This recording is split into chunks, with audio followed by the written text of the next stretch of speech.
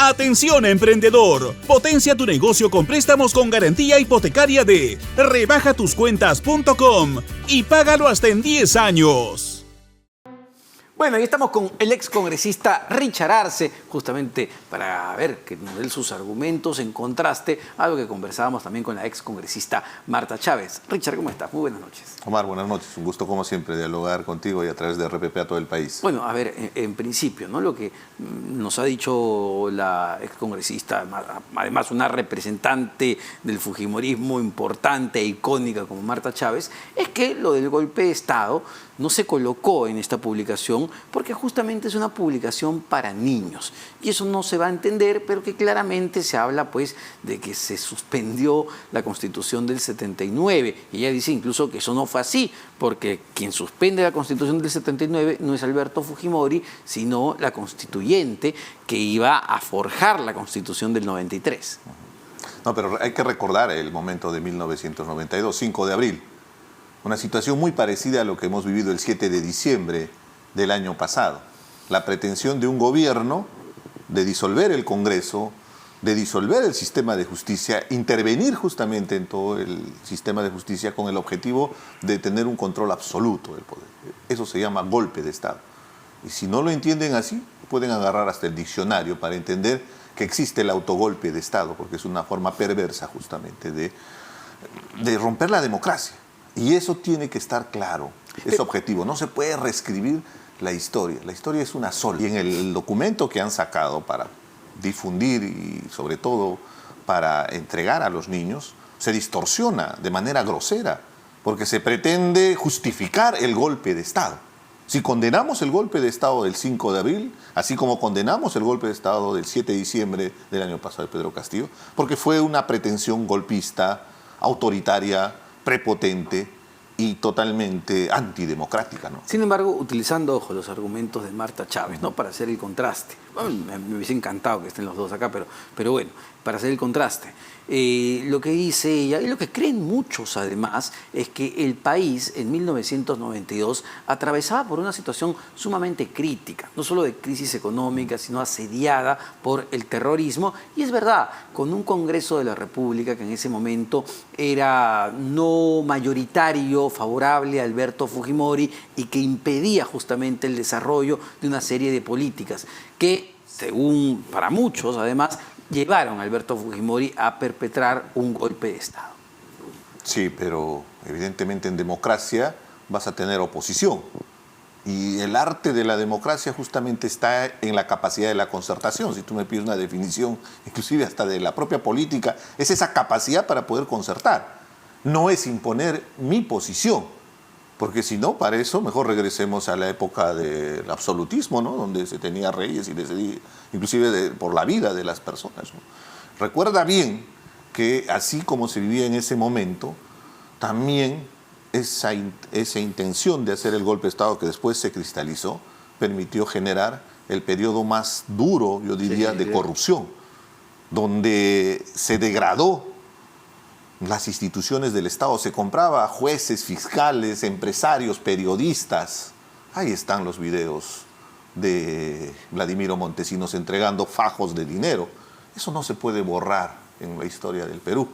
Y fue justamente perversamente desarrollado dentro de una estratagema de control político que hacían ellos para justamente controlar absolutamente el poder, y terminó en una reelección. Recuerda bien, si algo cuestionamos, por ejemplo, era que en esa oportunidad inclusive disolvieron el Tribunal de Garantías Constitucionales, ¿no? Sí, claro. Lo que es ahora el Tribunal Constitucional, ¿no? Pero entonces, nuevamente, tratando de ponerme en la otra orilla, ¿no? Siempre, ¿tú crees que hubiese habido otro camino democrático para poder resolver los problemas los graves problemas que enfrentaba el país en ese momento, si no era a través de, digamos, volver a tirar los dados para formar un Congreso? Vamos a entrar al terreno de las hipótesis. Mis convicciones profundamente democráticas me hacen entender que por más discrepancia que pueda haber, definitivamente es el único camino. No se podría hablar para justificar, en este caso, irrumpir en la democracia. El fin no puede justificar los medios en democracia. Uno que tiene profundas convicciones justamente en la República se fundamenta en el respeto a las instituciones. no puedes pretender imponer tu posición, y en este caso con un golpe de Estado, ¿no? Recuerda bien los tanques frente al Congreso y todo lo que significó después, ¿no? O sea, sí hay algo que podríamos recordar de Fujimori respecto a que sí lideró la lucha contra la demencia terrorista de Sendero Luminoso, el MRTA, pero todo lo borró con el codo, ¿no? Inmediatamente con los actos de corrupción que estamos describiendo. Ahí está la caja de pensión militar. Y si empezamos a analizar los casos de corrupción, todos sus ministros de Economía han sido sentenciados. Es clarísimo. Hoy el tráfico con los generales degradó inclusive la institución tan importante como de las Fuerzas Armadas, ¿no? Sí, claro. Y hoy por hoy está en la cárcel justamente por... Eso es lo más importante, delitos, ¿no? porque en el libro debería decir justamente que las consecuencias de las acciones de Alberto Fujimori lo han llevado a la cárcel. Está sentenciado por corrupción y por violación a los derechos humanos, ¿no?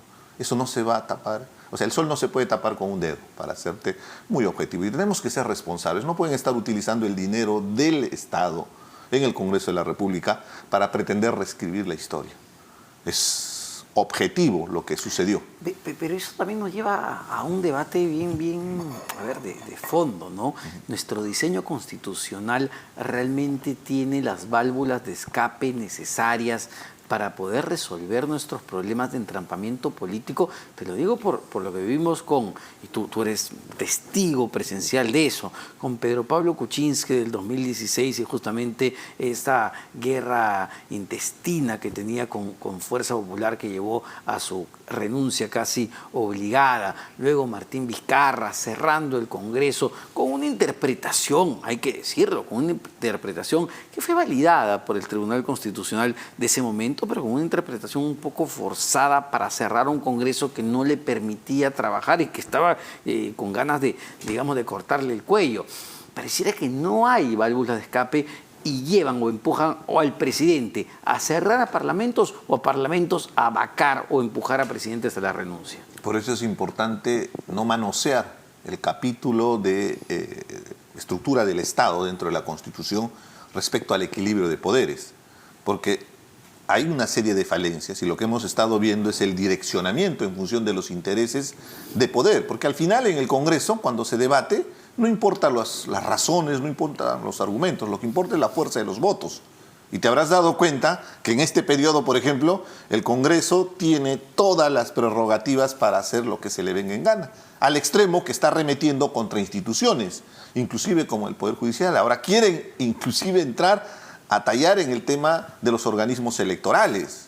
Los organismos electorales tienen que ser totalmente independientes del quehacer político por una cuestión objetiva y un conflicto de intereses. O sea, los partidos políticos que componen el Congreso de la República tienen aspiraciones de permanecer en ese Congreso, de llegar a la presidencia de la República.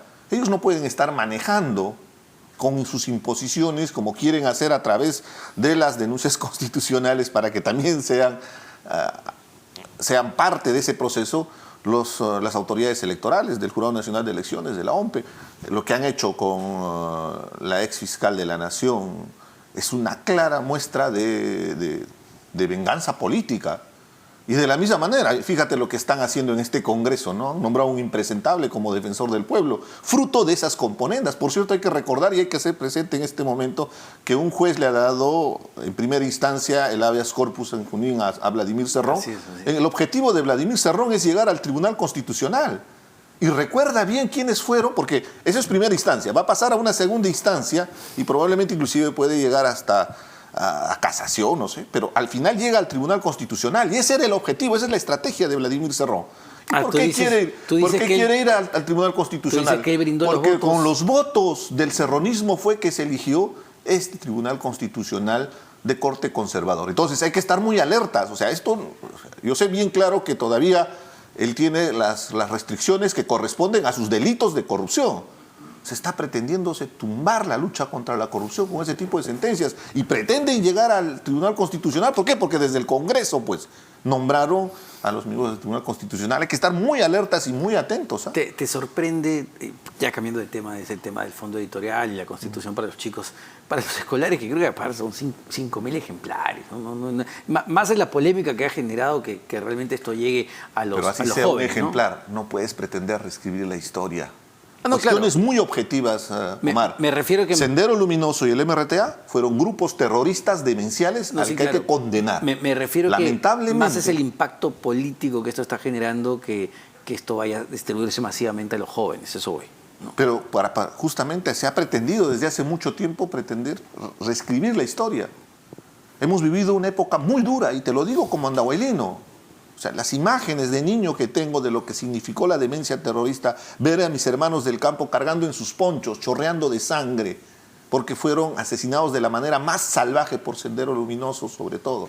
Pero también hubieron algunos casos de excesos de militares que lamentablemente también tienen que ser condenados y que también degradaron el uniforme, ¿no? Al cometer los casos como cabitos, ¿no? A comarca. Ahora, pero quería pasar a otro tema, Richard, que tiene que ver con la presidencia del Congreso de la República, como le consulté a Marta Chávez hace un momento, y es la permanencia de Alejandro Soto en este momento. Incluso ella decía muy claramente que no le gusta para nada a Alejandro Soto, y menos luego de la última denuncia que ha salido, que no ha sido explicada hasta el momento. Esto, y tú has sido congresista de la República, tus trabajadores, o es normal que tus trabajadores hagan apoyos voluntarios para pagar publicidad en redes sociales. ¿Eso se acostumbra? ¿Usted que trabaja le pagaría 50 soles al jefe para, no sé, una publicación de Instagram? Y para pagar trolls. Y para pagar trolls, claro. No, pero hay que poner en el tapete la sentencia que acaba de recibir el excongresista Urtecho. Así es. A pesar de su condición, creo que es cuadrapléjico, su situación es bastante delicada. Imagínate, y la sentencia es a 22 años de cárcel, es bastante duro. Entonces, en este momento, deben estar temblando los mochasueldos. Porque crees? yo sé que en este Congreso los va a seguir blindando, pero no va a quedar impune el acto delincuencial que vienen cometiendo, extorsionando a sus trabajadores. Porque lo que hacen estos congresistas es lo mismo que hacen estas organizaciones criminales como el Tren de Aragua, que extorsionan a pequeños empresarios y les obligan a pagar cada mes. Es lo mismo que hacen con sus trabajadores por la necesidad de trabajo que tienen muchos de sus empleados. Y además por la posición de dominio, si nos quieren entender, ¿no? Porque al final el que denuncia termina fuera en la calle y el congresista sigue campante, inclusive con los mismos beneficios, votando en el Congreso, y todavía con discúlpame el término, con la sinvergüencería de mencionar que ellos no han hecho nada cuando hay los chats, cuando hay hasta grabaciones de sus propias palabras que los involucran justamente en estos delitos. ¿Y qué hace este Congreso?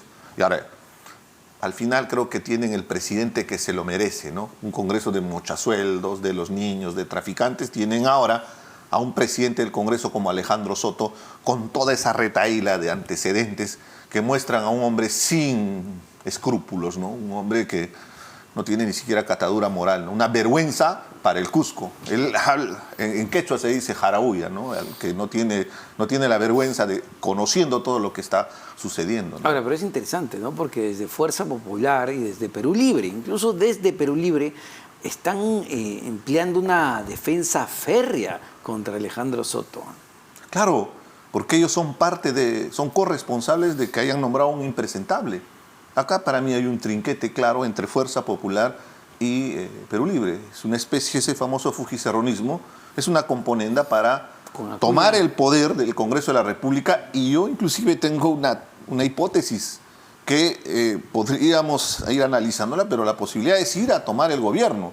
Ellos quieren tener el control del país y preparar el terreno para las próximas elecciones. Por eso no es gratuito que estén pretendiendo arremeter contra las instituciones electorales. A pesar de todas las observaciones, en lo personal yo he sido afectado por las decisiones en justicia electoral, sí, claro, pero por eso jamás voy a irme contra esas instituciones, porque es parte de las garantías que uno requiere en democracia para que funcione un proceso electoral. Y mal que bien, está siendo reconocido el trabajo que se ha venido desarrollando. Pero tú crees, por lo que me dices, que ellos quieren tomar el poder, es decir, por supuesto, vacar a Dina Boluarte. Por supuesto.